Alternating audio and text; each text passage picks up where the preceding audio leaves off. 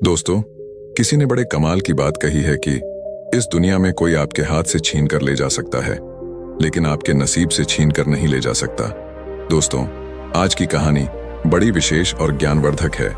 उम्मीद करता हूं आप इसे पूरा सुनेंगे।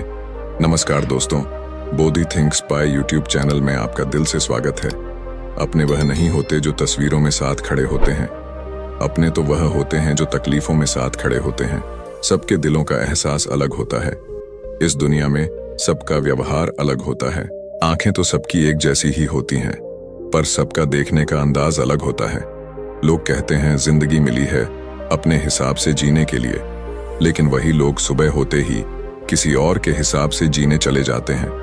दिमाग कहता है कि लोगों के साथ वैसा ही व्यवहार करूं जैसा वह हमारे साथ करते हैं, लेकिन फिर दिल कहता है कि अगर हम भी उनके जैसे बन गए तो उनमें और हम में फर्क क्या रह जाएगा। हासिल कर एक मुकाम नया वक्त बदल जाता है, इंसान बदल जाते हैं, वक्त वक्त पर रिश्तों के अंदाज बदल जाते हैं। कभी कह दिया अपना तो कभी कर दिया पराया, दिन और रात की तरह। पुराने समय की बात है। एक महान विद्वान ब्राह्मण थे जिसका नाम आचार्य त्रिपाठी था। आचार्य के परिवार में सिर्फ वह, उसकी पत्नी और उनका एक छोटा बेटा था। आचार्य का अधिकांश समय अध्ययन और लेखन में ही व्यतीत होता था। उन्होंने कई महत्वपूर्ण पुस्तकें और ग्रंथों की रचना की थी, परंतु अपने लेखन और ज्ञान में इतने व्यस्त रहते थे कि अपने इकलौते पुत्र अर्पण पर ध्यान देने का समय ही नहीं मिल पाता था। एक दिन आचार्य की पत्नी ने उनसे कहा, क्या आपको अपने इकलौते पुत्र से कोई प्रेम ममता है या नहीं? पूरे दिन आप बस अध्ययन और लेखन में ही व्यतीत करते हैं। आचार्य ने उत्तर दिया, मेरे पास इन भावनाओं के लिए समय कहां है। आचार्य जी विद्वानों के बीच बहुत प्रतिष्ठित थे और राजा के दरबार में भी उनका बहुत सम्मान था।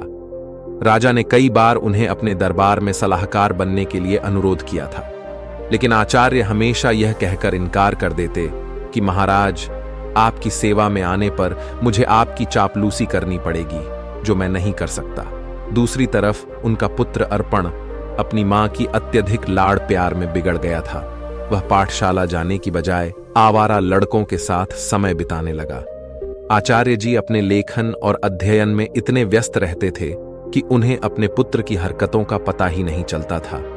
अर्पण ने जुआ खेलना शुरू कर दिया और समय के साथ मदिरा पान भी करने लगा। उसकी संगत कुछ चोर उचक्के जैसे युवकों के साथ हो गई थी।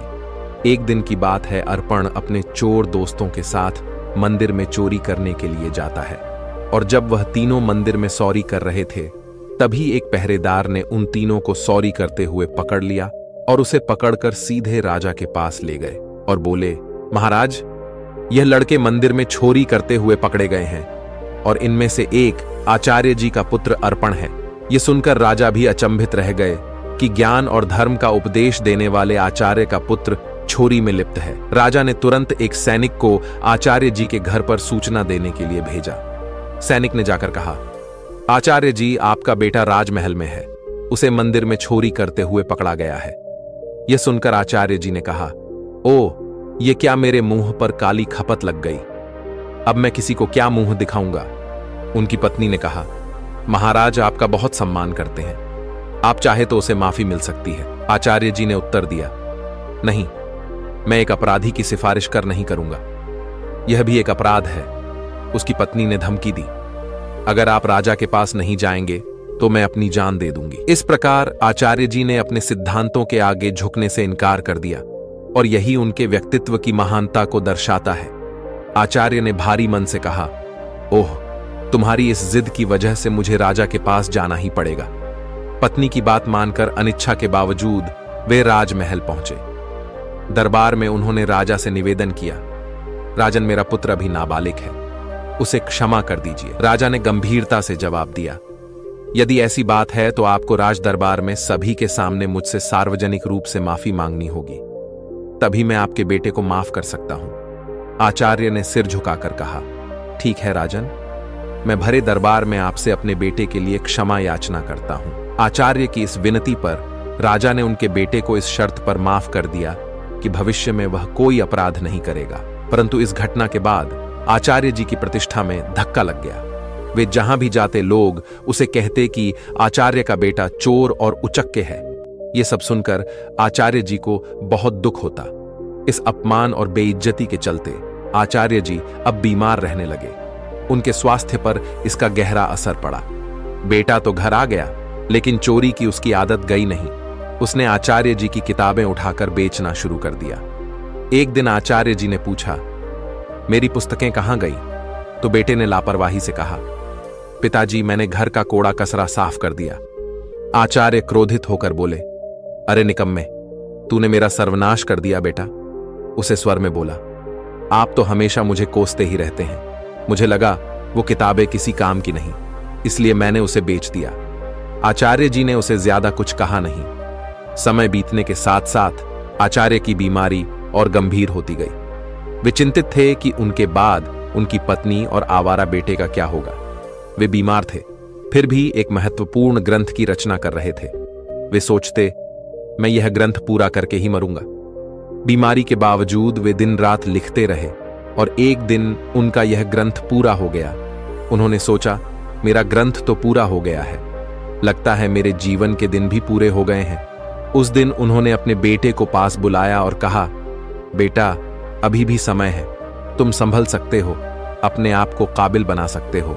उन्होंने अपना लिखा हुआ ग्रंथ बेटे को देते हुए कहा, बेटा तुम्हारी बर्बादी मेरी ही लापरवाही का नतीजा है। यह अमूल्य ग्रंथ संभाल कर रखो, तुम्हें देने के लिए मेरे पास कुछ और नहीं है। अर्पण ने वह ग्रंथ की पोथी अपने पास रखी, परंतु मन ही मन वह सोच रहा था, मैं इस पोथी का क्या करूंगा?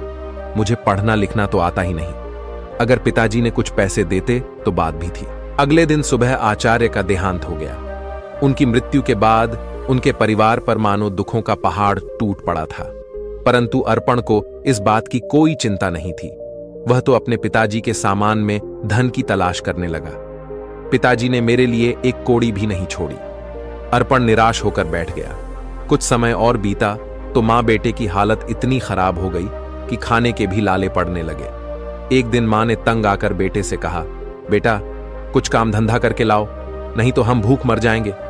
अर्पण ने उदास मन से जवाब दिया, मां मुझ जैसे अनपढ़ और बदनाम को कौन काम देगा? यह सुनकर मां ने सोचा, क्यों ना मैं राजा के पास जाऊं। मेरे पति का राजा बहुत सम्मान करते थे, शायद वह हमारी मदद कर दे। ये सोचकर वह राज दरबार पहुंची और राजा से गुहार लगाई, महाराज हम भूखों मर रहे हैं, हमारी मदद कीजिए।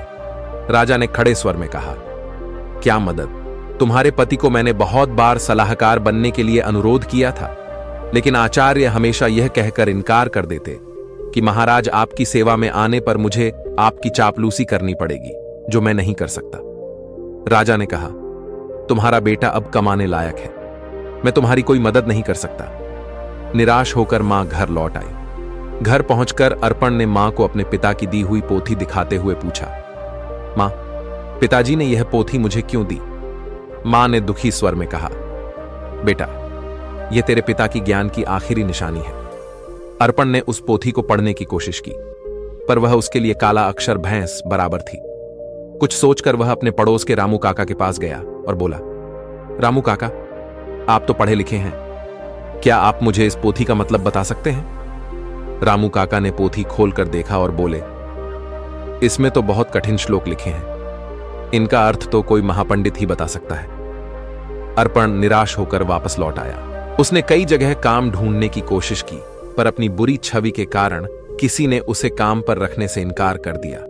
वह जहां भी जाता लोग उसे दुत्कार कर भगा देते थे। इस बीच उसकी मां भूख और बीमारी से कमजोर होती चली गई। अपनी मां की लाचारी और उसकी भूख को देखकर अर्पण ने खाने का इंतजाम करने की ठानी और घर से निकल पड़ा। चलते चलते उसकी नजर एक बगीचे पर पड़ी जिसमें फलों के पेड़ लगे हुए थे। उससे रहा न गया और वह बगीचे के अंदर चला गया। अर्पण ने जल्दी से कुछ फल तोड़े, लेकिन तभी बगीचे का पहरेदार वहां आ गया। सहयोग से वह बगीचा महाराज का था। एक बार फिर अर्पण को पकड़कर महाराज के सामने पेश कर दिया गया। पहरेदार ने कहा, महाराज यह आपके बगीचे से फल चुरा रहा था। राजा ने गुस्से में कहा, अरे तुम्हारी अब तक आंखें नहीं खुली, तुमने फिर से चोरी की? अर्पण गिर गिर कर बोला, महाराज मैं कई दिनों से भूखा हूं। राजा ने कड़क आवाज में कहा, चुप हो जाओ, अगर तुम आचार्य के पुत्र ना होते तो तुम्हें सूली पर चढ़ा देता। तुम्हारी यही सजा है कि तुरंत मेरा राज्य छोड़ दो। वह बेचारा कह भी नहीं पाया कि वह भूख से लाचार है। राज्य से निकाले जाने की सजा पाकर जब बेचारा अर्पण घर लौटा तो उसकी मां की मृत्यु हो चुकी थी, क्योंकि कई दिनों से उसने कुछ नहीं खाया था और उसे हमेशा चिंता सताती रहती कि मेरे जाने के बाद मेरे बेटे का क्या होगा। दुखी मन से उसने अपनी मां का अंतिम संस्कार किया और राज्य छोड़ने का निश्चय कर लिया। अर्पण ने अपने पिता की दी हुई पोथी को संभालकर एक थैले में डाला और राज्य छोड़कर चल दिया। दोस्तों, जिंदगी के एहसास बदल जाते हैं जब कोई हाथ और साथ दोनों ही छोड़ देता है। तब कुदरत कोई ना कोई उंगली पकड़ने वाला भेज देता है। मुस्कुराकर चलते रहिए। मुंह पर कड़वा बोलने वाले कभी धोखा नहीं देते। डरना तो मीठा बोलने वालों से चाहिए जो दिल में नफरत पालते हैं और समय के साथ बदल जाते हैं। नामुमकिन कुछ भी नहीं है। हम वह सब कर सकते हैं जो हम सोच सकते हैं, और वह सब सोच सकते हैं जो हमने कभी नहीं सोचा कि सब कुछ संभव है। हर कोई कहता है कि ईश्वर नजर नहीं आता। सच तो यह है कि जब संकट में कोई साथ नहीं देता तो वही नजर आता है। सहारे इंसान को खोखला कर देते हैं और उम्मीदें कमजोर कर देती हैं। अपनी ताकत के बल पर जीना शुरू कीजिए। आपका खुद से अच्छा साथी और हमदर्द कोई और नहीं हो सकता। यकीन जानिए, अगर आप हारना सीख लेंगे तो जीत रोती पीटती आप तक चली ही आएगी। वक्त आपका है। चाहो तो सोना बना लो, चाहो तो सोने में गुजार दो। अगर आप जानते हैं कि आप वाकई में सही हैं तो लोगों को जो चाहे कहने दो।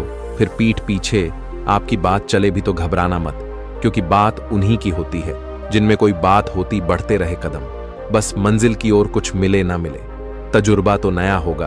भूमि पर फल के लिए श्रम सबको करना पड़ता है। परमात्मा सिर्फ लकीरें देता है, उसमें रंग हमको भरना पड़ता है। अर्पण चलते चलते वह एक घने जंगल में पहुंचा और सोचा, यही फूल फल खाकर गुजारा करूंगा। वह एक पेड़ के नीचे बैठ गया और अपने पिता की पोथी को खोलकर फिर से पढ़ने की कोशिश करने लगा। शायद इसमें छिपे ज्ञान से मेरे दुखों का अंत हो जाए।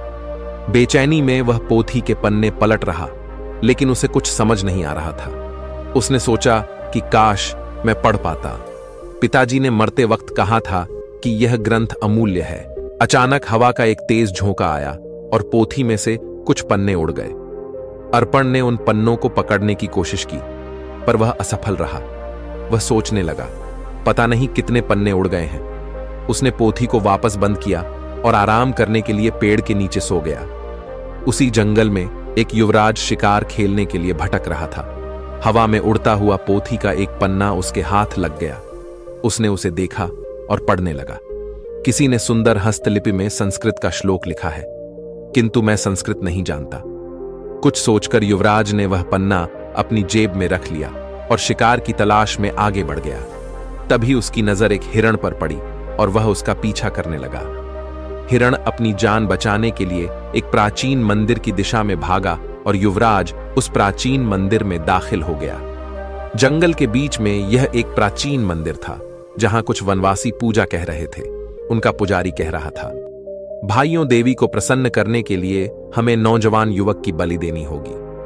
तभी युवराज ने मंदिर में प्रवेश किया। वनवासियों ने उसे देखा और बोले, पुजारी जी, संयोग की बात है, युवक भी आ गया, क्यों ना इसी की बलि दे दी जाए। यह सुनकर युवराज सोच में पड़ गया। अगर मैंने इन्हें अपना असली परिचय दे दिया तो यह मुझे अवश्य ही बलि पर चढ़ा देंगे, क्योंकि यह शत्रु देश के राजा का है। वनवासियों ने युवराज को रस्सियों से बांध दिया। तब युवराज ने कहा, पुजारी जी, मैं एक नीच कुल की संतान हूं, मेरी बलि देने से देवी अपवित्र हो जाएंगी। पुजारी ने हंसते हुए सख्त स्वर में कहा, अरे देवी को बलि चाहिए, उन्हें ऊंच नीच से कोई मतलब नहीं है। युवराज अपने जीवन से निराश हो गया और सोचने लगा, झूठ बोलकर भी मैं अपने प्राण नहीं बचा पा रहा हूं। जब उसे बलि के लिए लाया गया तो उसने कहा, भाइयों, बलि पर चढ़ाने से पहले मैं अपनी एक अंतिम इच्छा पूरी करना चाहता हूं। मेरी जेब में एक भोजपत्र है, क्या कोई उसे पढ़कर उसका अर्थ बता सकता है? मेरी यही अंतिम इच्छा है। पुजारी ने कहा, अवश्य लाओ, मैं तुम्हें उसका अर्थ बताता हूं। पुजारी ने उस ग्रंथ के पन्ने को अपने हाथ में उठाया और कहने लगा, इस भोजपत्र पर 2 श्लोक अंकित है। पहले का अर्थ है, एक झूठ कई झूठों को जन्म देता है और झूठा व्यक्ति अंततः मुसीबत में फंस जाता है। दूसरे श्लोक का भावार्थ है, किसी के प्राण लेना सरल है, परंतु किसी को जीवन देना अत्यंत कठिन है। युवराज यह सुनकर फूट फूट कर रोने लगा। पुजारी ने उससे पूछा, तुम रो क्यों रहे हो? युवराज ने रोते हुए कहा, यह दोनों श्लोक मुझ पर ही चरित्रालु होते हैं। यह सुनकर वनवासियों को अपनी गलती का एहसास हुआ। उनमें से एक आगे बढ़कर बोला, पुजारी जी, यह युवक सच कह रहा है, हमें इसे जबरदस्ती बलि पर चढ़ाने का कोई अधिकार नहीं है। तब वनवासियों ने युवराज को मुक्त कर दिया। पुजारी ने कहा, जाओ नौजवान, इस श्लोक ने हमारी आंखें खोल दी हैं। हम आज के बाद देवी को किसी जीव की बलि नहीं चढ़ाएंगे। युवराज, जिसका नाम यंश था, उसने उनका धन्यवाद किया और महल की ओर चल दिया। लौटते समय वह विचारों में खोया हुआ था और सोच रहा था, ये भोजपत्र कितने अनमोल है, इन्होंने मेरे प्राण बचाए। हो सकता है ऐसे सुंदर उपदेशों वाले और भी पन्ने हों। महल वापस पहुंचकर युवराज ने अपने पिता के चरणों में प्रणाम किया और कहा, पिताजी, आपने मुझे शिकार खेलकर जीवों की हत्या करने से मना किया था। मैंने आपसे झूठ बोलकर शिकार खेलने गया था और मुसीबत में फंस गया, परंतु इन श्लोकों ने मेरे प्राण बचा लिए। फिर युवराज ने राजा रुद्र प्रताप को अपनी आप बीती सुना दी। उसने कहा, ऐसे श्लोक जो दूसरों को अहिंसा की शिक्षा देते हैं और जिन्होंने मेरे प्राण बचाए, मेरे लिए हजारों मोहरों के बराबर है। पिताजी, इस भोजपत्र पर पन्नों की संख्या 3 लिखी है। यह किसी अनमोल पोथी के हिस्से है। राजा रुद्र प्रताप ने यह सुनकर अपने कुछ सैनिक को बुलाया और उन्हें भोजपत्र दिखाते हुए आदेश दिया, जो भी ऐसे श्लोकों से सजे भोजपत्र खोज कर लाएगा, उसे ऊंचा पद और पुरस्कार भी दिया जाएगा। दूसरे ओर आचार्य जी का बेटा अर्पण महीनों जंगलों में भटकता रहा। भटकते भटकते वह राजा रुद्र प्रताप के राज्य में आ पहुंचा। नगर में आकर भी उसने कई लोगों से सहायता मांगी, परंतु हर कोई उसे दुत्कार कर भगा देता था, क्योंकि इतने दिनों से भटकते भटकते अर्पण एक भिखारी जैसा दिखने लगा था। एक दिन की बात है, भूखा प्यासा अर्पण राजमहल की तरफ से निकल रहा था और उसे जोर की भूख लग रही थी। वह सोचने लगा कि अब भूख के मारे उसकी जान निकली जा रही है। तभी अचानक राजमहल की रसोई से खाने की महक उसकी नाक में आ गई। अनायास ही वह उस मोहक सुगंध की ओर खींचता चला गया और सीधा रसोई घर में जा पहुंचा। वहां जाकर उसने रसोइये से कहा, भाई, मुझे 2 रोटी दे दो, बहुत भूखा हूं। रसोइये ने उसे दुत्कारते हुए कहा, जा भाग यहां से। लेकिन अर्पण की भूख इतनी बढ़ चुकी थी कि उससे सहन नहीं हो रही थी। उसने मौके का फायदा उठाकर रसोइये से नजरें बचाई और 2-3 रोटियां उठाकर अपने थैले में डाल ली। दुर्भाग्य से रसोइये की नजर उस पर पड़ गई। उसने अर्पण का हाथ पकड़ लिया और गुस्से में बोला, अरे रोटी चोर, चल, तुझे महाराज के सामने ले चलता हूं। अर्पण भूख के कारण चल भी नहीं पा रहा था और रसोइया उसे खींचता हुआ महाराज के पास ले गया और बोला, महाराज जी, यह भिखारी लड़का राजमहल की रसोई में घुस आया और यहां से रोटियां चुराई है जो इसके थैले में है। महाराज ने सिपाहियों को आदेश दिया, इस भिखारी के थैले को उल्टा कर दिया जाए। एक सिपाही आगे बढ़ा और अर्पण का थैला छीना और उसे उल्टा कर दिया। थैले से रोटियों के साथ साथ वह ग्रंथ भी निकल आया जो अर्पण के पिता ने लिखा था। उसी समय युवराज भी वहां से गुजर रहे थे, तो ग्रंथ को देखते ही युवराज की आंखें चमक उठी। उसने तुरंत ग्रंथ को उठा लिया और खुशी से चिल्ला उठा, अरे, यह तो वही अनमोल पोथी है जिसकी हमें महीनों से तलाश थी। फिर युवराज ने अर्पण की ओर देखा और आदरपूर्वक अपने सिपाही को कहा, इस धनवान लड़के को सम्मान से बिठाया जाए। फिर उस लड़के को एक सिंहासन पर बैठाया गया। फिर युवराज ने पूछा, भाई, तुम्हारा नाम क्या है? लड़के ने कहा कि मेरा नाम अर्पण है। युवराज ने कहा कि इतनी अनमोल संपत्ति होने के बावजूद भी तुम भीख मांग रहे हो। मैं इस पोथी के लिए तुम्हें 50,000 स्वर्ण मुद्राएं देने को तैयार हूं। अर्पण यह सुनकर एकदम असंबित रह गया और बोला, क्या कहा? 50,000 स्वर्ण मुद्राएं कम नहीं है महाराज। मैं सोच रहा था कि लाखों की संपत्ति रखते हुए भी मैं भूखा मर रहा था। फिर उसने कहा, मित्र, इस पोथी के वचनों ने सदा मुझे पतन के गड्ढे में गिरने से बचाया है और मेरे प्राणों की रक्षा की है, लेकिन मेरी आंखें बार बार ठोकर खाकर भी नहीं खुली। युवराज ने पोथी खोली और अर्पण को पहले और दूसरे पन्ने की श्लोक सुनाने लगा। उसने लिखा था कि अविद्या सारे कपटों की जननी है और संकटों में ही अपने और पराई की पहचान होती है। अर्पण ने कहा, सचमुच अविद्या ने ही मुझे दर दर का भिखारी बना दिया। अगर मैंने बचपन में ही विद्या ग्रहण की होती तो आज मैं भी अपने पिता की तरह एक विद्वान होता। युवराज ने कहा, भाई अर्पण, अपनी पोथी का यह मूल्य स्वीकार करो। और यह कहते हुए उसने स्वर्ण मुद्राओं की थैली अर्पण को थमा दी। अर्पण ने थैली को हाथ में लेते हुए कहा, अब मैं धन का बोझ कहां उठाता फिरूं? इस धन को मैं गरीब बच्चों की अविद्या दूर करने के लिए लगाऊंगा। युवराज ने कहा, मित्र, अब तुम एक भिखारी नहीं रहे, तुम तो अब महान धनवान हो गए हो। अर्पण सोच रहा था, काश यह समझ मुझे बचपन में ही आ गई होती तो शायद मेरे माता पिता आज यहां होते। इसके बाद अर्पण ने वह धन ग्रहण किया और उसने उस धन से गरीब बच्चों के लिए एक पाठशाला बनवाई और खुद भी विद्या प्राप्त करने लगा। दोस्तों, किसी ने बड़े कमाल की बात कही है कि हौसला ना हार गिरकर, ए मुसाफिर, अगर दर्द यहां मिला है तो दवा भी यहीं मिलेगी। दोस्तों, जीवन में जो होना है वह होकर रहेगा। यह कहानी सिखाती है कि अगर आपकी बुराइयां आप पर हावी हो गईं तो आपका अंत निश्चित है। इसलिए बुराइयों को अपने ऊपर हावी मत होने दो। इस कहानी को सुनने के लिए धन्यवाद।